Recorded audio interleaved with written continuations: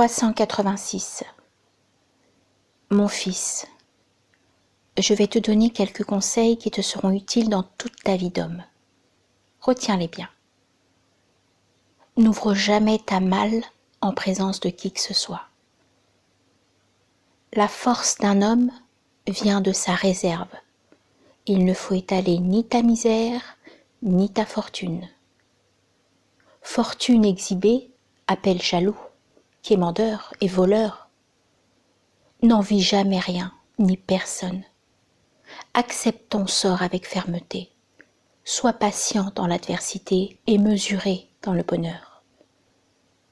Ne te juge pas par rapport à ceux qui sont au-dessus de toi, mais par rapport à ceux qui sont moins favorisés que toi. Ne sois pas avare. Fais l'aumône autant que tu le pourras, mais fais-la aux malheureux plutôt qu'aux petits marabouts ambulants. Rends le plus de services que tu pourras et demande-en le moins possible. Fais-le sans orgueil et ne sois jamais ingrat ni envers Allah ni envers les hommes. Sois fidèle dans tes amitiés et fais tout pour ne pas blesser tes amis. Ne te bats jamais avec un homme plus jeune ou plus faible que toi.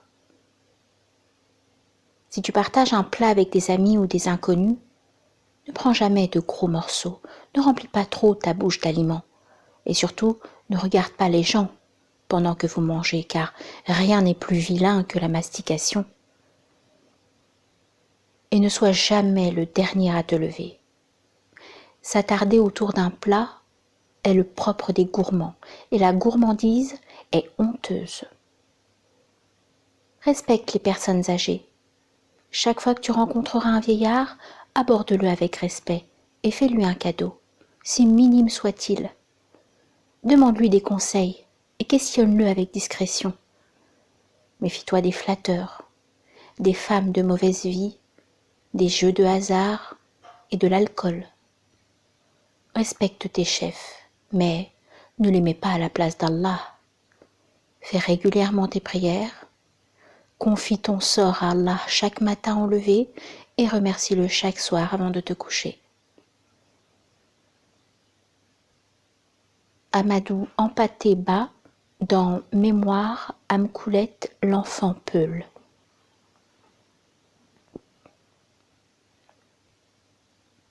« 387.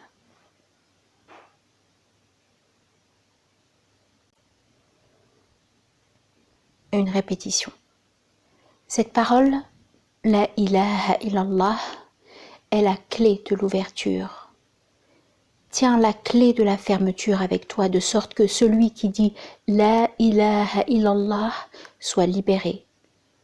En effet, la clé de l'ouverture de la porte du paradis est la ilaha illallah. La clé de la fermeture de la porte de l'enfer est Muhammad Rasulullah. Tant que tu ne fermes pour toi-même la porte de l'enfer, la porte du paradis restera close. Par Muhammad Rasulullah, les hommes sont libérés de l'enfer et en disant la ilaha illallah atteignent le paradis. Rien que l'énonciation de la ilaha illallah, Muhammad Rasulullah, suffit à te donner aujourd'hui dans ce monde l'ouverture, la délivrance, la protection de la vie et de la propriété.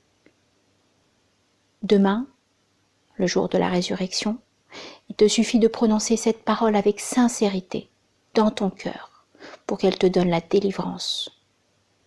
Par la suite, il faut qu'il y ait un qaïm pour distinguer le pur croyant de l'hypocrite et ceux qui sont dignes du paradis de ceux qui sont dignes de l'enfer.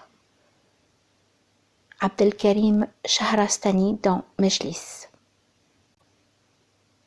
388. Ahmed Tirmidhi, dans son livre des nuances, invite à réaliser que la cause la plus importante de ces déséquilibres potentiels dans les relations humaines résulte du non-respect des nuances à tous les niveaux, en particulier celui des jugements portés à partir des actes ou des attitudes des autres. sur ce qui constitue le fond de leur personnalité et l'essence de leur être. Le tout premier effort de discernement doit s'appliquer dans cette optique à la perception de cet autre, composé tout comme celui qui l'examine d'une âme ou un moi, qui en raison de sa tendance naturelle à l'égocentrisme incite au mal, et d'un cœur qui appelle au bien.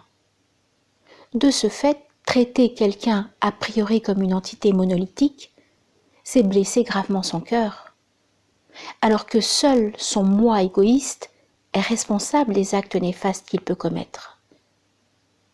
Tirmidhi ajoute que, même au cas où l'on s'aperçoit que chez quelqu'un, ce moi domine totalement le cœur, il convient de toujours converser à son égard, conserver à son égard une attitude empreinte de miséricorde, sorte de bénéfice du doute à l'avantage de ce cœur dont nul, hormis celui qui l'a créé, ne connaît le secret ultime.